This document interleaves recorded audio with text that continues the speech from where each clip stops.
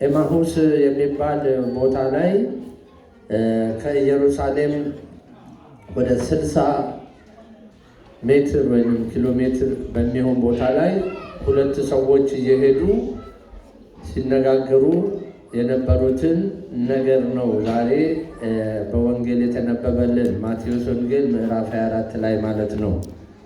እነዚህ ሁለት ሰዎች በኢየሩሳሌም ከተማ ከርመው በኢየሩሳሌም የተፈጸመውን የጌታችን ላይ ያደረሱትን ግፍ፣ በደል ሁሉ ነገር እየተነጋገሩ እያወሩ መኳንንቶቻቸው፣ ሹማምንቶቻቸው፣ ሊቃነ ካህናቶቻቸው እንዴት አድርገው ኢየሱስ ክርስቶስን እንዳሰቃዩት፣ እንደገደሉት፣ በመስቀል ላይ እንዴት እንዳዋሉት እያወሩ በጣም ይጓዙ ነበረ ይላል።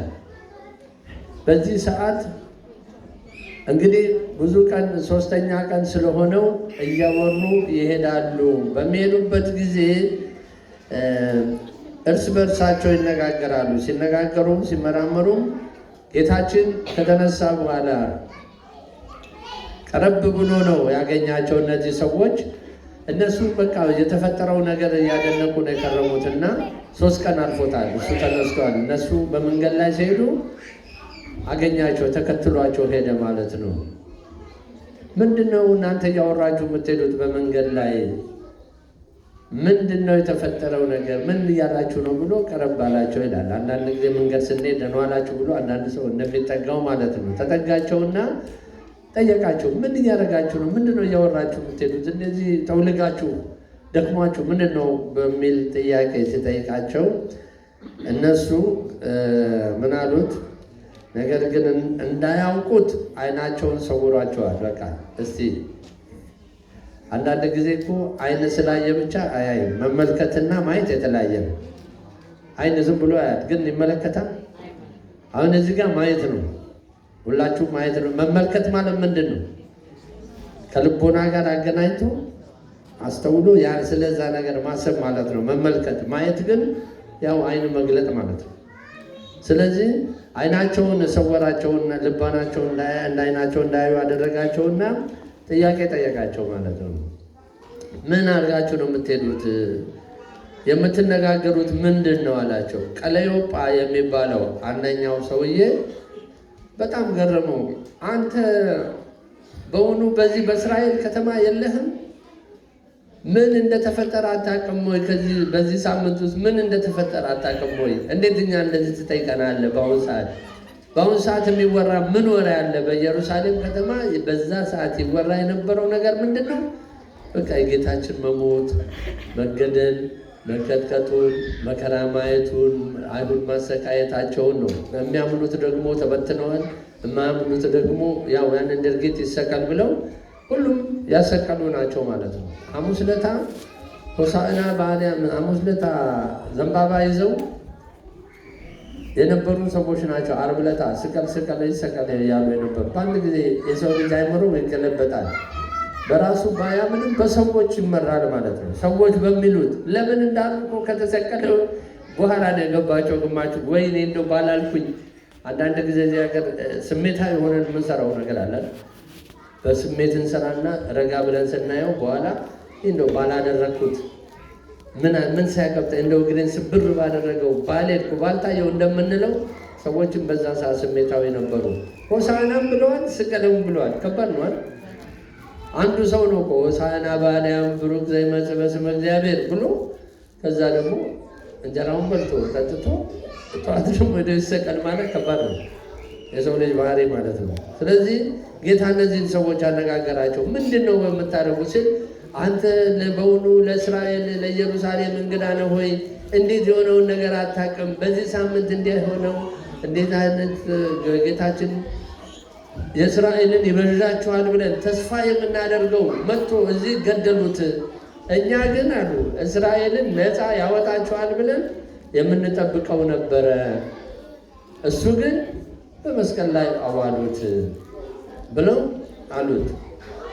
እሱም ይህ ምንድን ነው አላቸው። በሕዝቡ ፊት በስራና በቃል ብርቱ ነቢይ ስለነበረው ስለ ናዝሬቱ ኢየሱስ ነው አሉት። ብርቱ ነበረ፣ በስራው በጣም ጎበዝ እና ጥሩ የሆነ ነብይ ነበረ፣ ስለሱ ነው የምናወራው ብለው ከሱ ጋር ያወሩት ነበረ አላቸው። ከዛ በኋላ ምን አላቸው? እርሱም ግን አሉት ይህንን ኢየሱስ ብርቱን ኃያሉን አሉት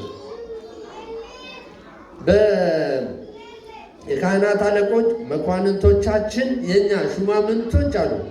እነሱ ወደ ክርስቶስ ወገን ሆነው ነው የሚያወሩት። ለምን? ስለመገደሉ በጣም እነሱ እየተቆጩ ያሉ ሰዎች ስለነበሩ ማለት ነው። መኳንንቶቻችን ሹማምንቶቻችን ገደሉት፣ እሱን ነቢዩን፣ ታላቁን ብርቱን ኃያል የሆነውን ገደሉት ይላል። ከዛ በኋላ እንደሰጡትና እንደሰቀሉት ነው። እኛ ግን እስራኤልን እንደሚቤዥ ያለው እርሱ እንደሆነ ተስፋ አድርገን ነበር።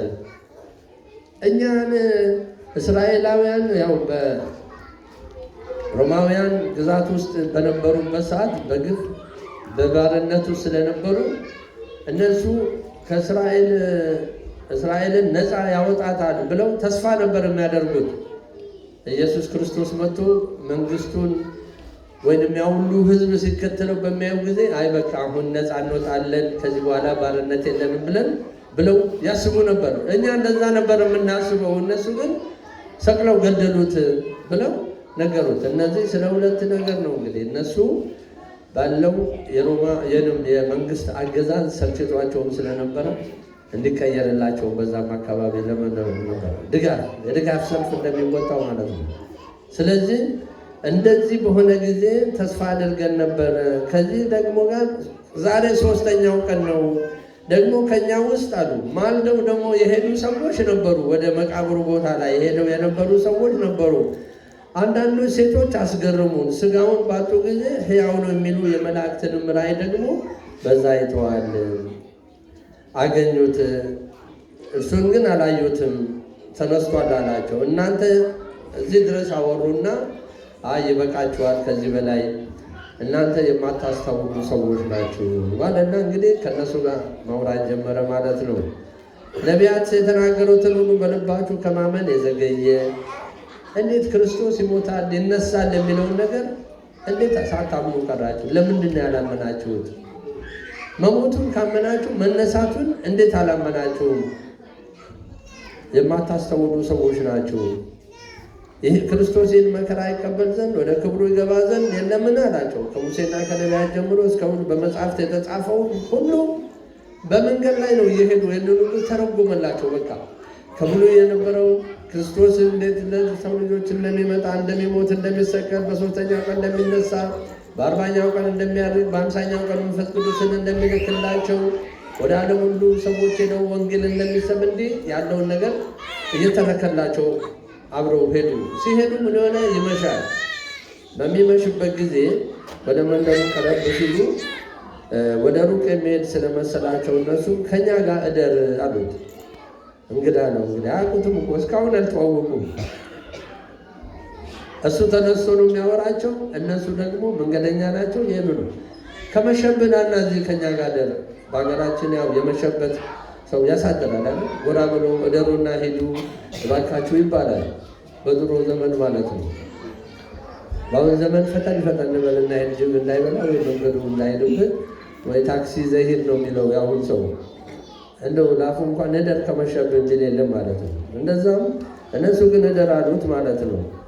ግድ አሉት። በቃ ማደር አለብን መሽቷል፣ እደር ከኛ ጋር አሉት። እነሱም ከእነሱ ጋር ሊያደር ገባ ጌታ። እንግዲህ እስካሁን ቅድም እንዳልኳቸው አይናቸውን አሳውሮባቸዋል፣ እንዳያስተውሉት አድርጓቸዋል ማለት ነው። ከእሱም ጋር በማዕድ ተቀምጠው ሳሉ ያው ሲገባ ምግብ ይቀርባል፣ ቤታቸው ነው። ምግብ አቀረበላቸውና ቀረቡለትና ከእሱ ጋር ተቀምጠው ሳሉ እንጀራውን አንስቶ ባረከው፣ ቆርሶም ሰጣቸው። አይናቸው ተከፈተ። ልክ ይህንን ምግብ ሲሰጣቸው በቤት እንግዲህ ካህናት እየመጡ እየባረኩ የሚሰጧችሁ ከዚህ የመነጨ ቡራካቤ ልቦናችሁ እንዲበራ በረከት እንዲገኝ ነው እየተቆረሰ የሚሰጠው። ጌታም ቆርሶ ባርኮ ሰጣቸው። ከዛ በኋላ አይናቸው ተከፈተ፣ ልባቸው ተከፈተ፣ ማስተዋል ጀመሩ። ነገር ግን እሱ ከዛ በኋላ አወቁት ይላል። እርሱ እንደሆነ አወቁት። ከእነሱ ተሰወራቸው። በቃ ያንን ካደረገላቸው በኋላ ከገለጠላቸው በኋላ ተሰወራቸው። እርስ በርሳቸው እንዲህ ቅድም በመንገድ ሲያናግረን የነበረው ልባችንም በጣም ልባቸው እስከሚቀልጥ ድረስ ነው እንዲገባቸው አድርጎ ያስተማረን። እሷን ነበረምን ተባባሉ። በዚያ ሰዓት ተነስተው ወደ ኢየሩሳሌም ተመለሱና ወደ መጡበት ወደ ኢየሩሳሌም ተመልሰው እንደገና 11ዱና ከነሱ ጋር የነበሩት 11ዱ ሐዋርያት ባሉበት ቦታ ላይ ተመልሰው እንደገና ያንን ነገር ለመናገር መጡ ማለት ነው። ተሰብስበው አገኟቸው። ጌታ በእውነት ተነስቷል፣ ለስምዖን ታይቷል እያሉ በአንድነት ተሰብስበው አገኟቸው። እነሱ በመንገድ የሆነውን እንጀራ በቆረሰ ጊዜ እንዴት እንደታወቀላቸው ተረኩላቸው። ኧረ ይሄ እኮ ኢየሱስ የሚባለውን መተን አድረን አብረን እንጀራ በልተን ልባችንንም አቅልጦት ያስተምረን ቆይቶ እንደዚህ የሆነውን ነገር ሁሉ ለሐዋርያቱ ለ11 ናቸው። 12ኛው ይሁዳ ተለይቶ ስለወጣ ማለት ነው። በዚህ ጊዜ ነገሯቸውና ኢየሱስ እንደገና በእነሱ መካከል ለሐዋርያት ባሉበት በተሰበሰቡበት ቦታ መጣ። ሰላም ለእናንተ ይሁን አላቸው። ነገር ግን ደነገጡና ፈሩ፣ መንፈስም ያዩ መሰላቸው። እርሱም ስለምን ትደነግጣላችሁ? ስለምንስ ሐሳብ በልባችሁ ይገባል? እኔ እንደሆንኩኝ እጆቼን እዩ፣ እግሮቼንም እዩ፣ የተቸነከሩበትን ምስማር የገባበትን ኑና እዩ። ያላመናችሁ አትኑ፣ ያመናችሁ ሁኑ ብሎ ምግብን ባርኮ ከሰጣቸውና ከረገላቸው በኋላ ገለጸላቸው። ለሐዋርያቱ ባዩ ጊዜ እንደምታዩ መንፈስ አይደለሁም፣ እኔ ራሴ ነኝ። መንፈስ አጥንትና ሥጋ የለውም፣ መንፈስ ነው። እኔ ግን ራሴ ኢየሱስ ክርስቶስ ነኝ፣ ሞቼ የተነሳሁት ነኝ። ኑና እዩ፣ ዳሱ፣ በእጃችሁም አምጥታችሁ ወደ ጎኔ የተወጋሁትንም ንዩ ብሎ አሳያቸው ይላል። ይህንን ብሎ እጆችና እግሮቹን አሳያቸው። እነሱም ከደስታ የተነሳ ገና ስላላመኑ ሲደነቁ ሳሉ አንዳች የሚበላላችሁን አላቸው። እነሱም ከተጠበሰ ዓሣና ከአንድ ቁራጭ ከማር ወለላ ሰጡት። ተቀብሎም በፊታቸው በላ። ሊያረጋግጥላቸው ነው፣ መንፈስ ነው ብለው በቃ እንዳይታወቁ ማለት ነው። ሞቷል። ያው እንደሚነሳ እኮ ሲሰበክላቸው ነው የኖሩት፣ በሦስተኛው ቀን እንደሚነሳ። ነገር ግን ተነስቶ ሲመጣ አንዳንዴ ነው ማናምነው እንሆናለን ማለት ነው። ስለዚህ ከእነሱ ጋር በላ ይላል። ስለዚህ በኤማሁስ ላይ የነበሩ ሰዎች ዛሬ እንግዲህ ያደረጉት ውይይት ነው። ስለዚህ በዚህ በትንሣኤ ወቅት እንግዲህ ያው በዚህ ዘመን የሚወራው ምንድን ነው? የሚነገረው ነገር ምንድን ነው ብለን ብንል ስለ ጌታችን መነሳት ነው ማለት ነው። ክርስቶስ ተንሥአ እሙታን የሚባለው 50ውን ቀን ለዛ ነው። ክርስቶስ ተነስቷል እያሉ መመስከር ነው ማለት ነው። እነዚህ ሰዎች መንገደኞች ሆነው ነው። በቃ አሁን የሚወራው ምንድን ነው? በአንድ ወቅት በተፈጠረ ነገር ላይ ማለት መንገድ ላይ ስልኩም አሁን ያኔ ስልክ የለም፣ ፌስቡክ የለም፣ በምንም መገናኘት የለም። ግን ያው በኢየሩሳሌም ስለተፈጸመው ነገር እያወሩ ነው የከረሙት ማለት ነው። ስለዚህ ከዛ ባርኮ ቀርጾ ከሰጣቸው በኋላ ልባቸው ተከፈተላቸው፣ ዓይናቸውን በራ፣ አዩት ይላል። ኤማሁስ እንግዲህ መንገደኞች ተብሎ የሚጠራው በሉቃስ ወንጌል ምዕራፍ 24 ላይ ያለው ይህንን ታሪክ ነው ማለት ነው። ጌታ በዛሬው ቀን እንግዲህ በቤተ ክርስቲያናችን በመዝሙሩ ይህንን አድርገን ስናነበረው ማለት ነው። እግዚአብሔር አምላካችን ለእኛም ደግሞ ልቦናችንን ያብራልን፣ እንድናየው እንድንመለከተው እኛንም ይርዳን። የተባረከ የተቀደሰ ዕለት ያደርግልን። ዘመኑን የሰላም ዘመን ያደርግልን። አምላካችን በረድኤቱ ይጠብቀን። ያው ነገ ቅዳሴ ይኖራል። ቀደም ብላችሁ